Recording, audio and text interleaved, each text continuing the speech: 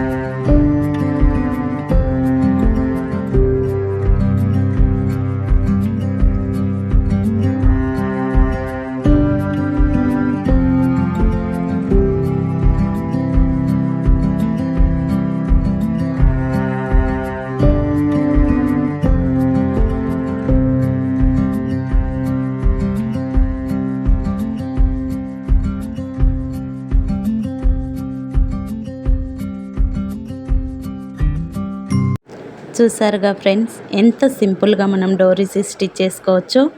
నచ్చితే లైక్ చేయండి. మనము ఇంకా చాలా వెరైటీస్ ఫ్లవర్స్ అయితే ఇలా మనము సింపుల్గా డిజైన్ చేసుకోవచ్చు. ఇంకా ఇలాంటి మరెన్నో వీడియోస్ కోసం మన ఛానల్ని సబ్స్క్రైబ్ చేసుకోండి.